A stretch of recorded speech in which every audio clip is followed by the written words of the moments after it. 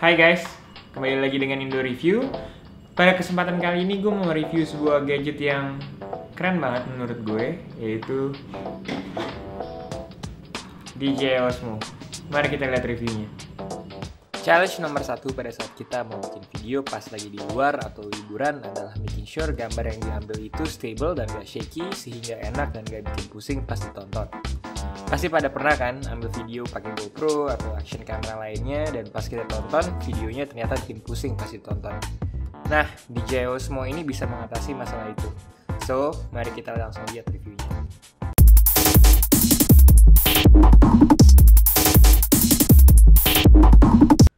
Kalau lo ngikutin perkembangan dari dunia perkameraan beberapa tahun belakangan ini, pasti lo tahu tentang fitur image stabilization yang biasanya ada di lensa atau bahkan ada di sensor kameranya sendiri. Nah, fitur itu walaupun bagus dan ngebantu banget pada saat pengambilan gambar, limitasinya masih besar banget. Contohnya kalau kita ngerekam sambil jalan atau lari, pasti footage dari video yang kita ambil masih aja bakal bikin pusing pas ditonton. Seiring dengan berjalannya teknologi, sekarang sudah ada alat yang namanya gimbal, yang cara kerjanya mirip dengan image stabilization di lensa atau sensor kamera. Tapi hasil yang diberikan jauh lebih bagus sehingga bisa kita pakai buat rekam video sambil bergerak tanpa khawatir footage yang diberikan bakalan shaky. Di bagian atasnya lo bisa lihat ada kamera dengan lensa equivalent 20mm, micro SD card slot, dan juga micro USB port. Di bagian atasnya ini juga lo bisa lihat motorized gimbal di 3 aksis yang berbeda yang lagi di posisi terkunci dan harus di-unlock, yaitu di atas, di samping, dan di bawah. Nah, ketiga aksis inilah yang memungkinkan kita untuk mendapatkan footage stabil meskipun kita ngambil gambar sambil berjalan atau lari. Di bagian dasar dari kamera dan gimbalnya ada sebuah locking ring yang bisa kita buka kalau seandainya kita mau ganti kameranya nih. Nah, kamera yang bisa kita ganti dari DJI Osmo ini namanya DJI Zenmuse X5. But kamera ini harganya di atas 20 juta sendiri. Jadi might as well kita regular user stay dengan kamera standar dari DJI Osmo ini. Di bagian samping dari DJI Osmo ada smartphone holder untuk kita akses live feed dari gambar yang masuk ke sensor kamera melalui smartphone iOS atau Android kita dan juga mengakses settingan kameranya. Cara penggunaan DJI Osmo ini cukup mudah. Untuk nyalain device ini, kita cukup tekan ke bawah tombol power yang ada di bagian kanan dashboard tempat jempol kita bersandar. Selain itu, ada 3 tombol penting dari DJI Osmo. Yang pertama adalah tombol joystick untuk kita mengkontrol gerakan kamera. Yang kedua, tombol foto yang udah jelas gunanya yaitu untuk ngambil foto kita. Dan yang terakhir adalah tombol untuk nge-record video. Nah, yang mau lihat contoh video footage yang gue ambil dengan menggunakan DJI Osmo, boleh cek link di kanan atas pada video ini. Footage ini diambil pas gue lagi liburan ke Bali bersama istri gue. Nah, tombol di belakang dari DJI Osmo ini sebenarnya gampang banget untuk dipakai. Nah, yang pertama dia punya mode yaitu untuk lock on mode. Jadi kalau misalnya kita tekan, dia akan tetap ngikutin kemana aja kita pergi.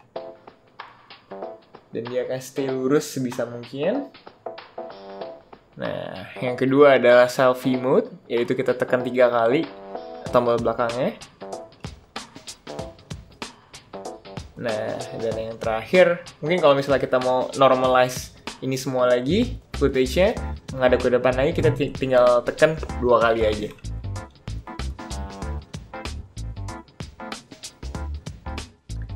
Kapasitas baterai dari DJI Osmo ini juga nggak gitu bagus. Standby time-nya diklaim selama 4 jam, while untuk record video 4K hanya bisa tahan sampai 45 menit sampai 1 jam aja.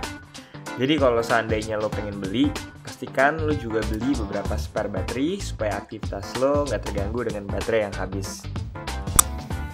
Nah, kalau menurut gue, hal yang paling jelek banget dari DJI Osmo ini adalah audionya. Hal ini dikarenakan karena mikrofon yang ada di DJI Osmo ini terletak deket banget dengan gimbalnya. Jadi suaranya agak kresek-kresek gitu sedikit karena kita bisa dengar gimbalnya lagi bekerja untuk stabilize footage kita. Nah, secara video quality, DJI Osmo ini sendiri udah bisa ngerekam video 4K dengan 30 fps dan juga video 1080p up to 120 fps. Jadi kita bisa bikin video slow motion yang keren dengan ini. Secara garis besar, footage yang dihasilkan oleh DJI Osmo ini bagus banget apabila cahayanya terang. menurut pengalaman gue pada saat kita set ISO di atas 800, gambarnya udah sangat noisy dan gak enak untuk ditonton.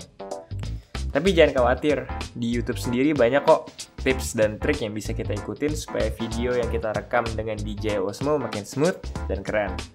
Ingat ya, walaupun udah pakai gimbal, kita tetap perlu untuk latihan makainya supaya dapat footage yang sesuai dengan harapan. Nggak susah kok. Oke, sekian review dari gue. Nah, seperti yang kita tadi lihat, DJI Osmo sendiri tuh sebenarnya device yang keren banget, tapi masih ada beberapa improvement yang harus mereka lakukan, apalagi di bagian audio. Nah, di video gue selanjutnya, gue akan ngasih tahu lo semua gimana caranya supaya kita bisa improve audio quality yang datang dari DJI Osmo. Nah, untuk lo semua yang belum follow social media dari Indo Review, gue minta tolong banget untuk follow gue di Instagram, di Twitter, dan juga di Facebook page Indo_review. Di situ lo bisa lihat daily updates dari Indo Review. Dan juga yang terakhir, jangan lupa subscribe, dan kalau suka videonya tolong di like. Thank you. Bye bye.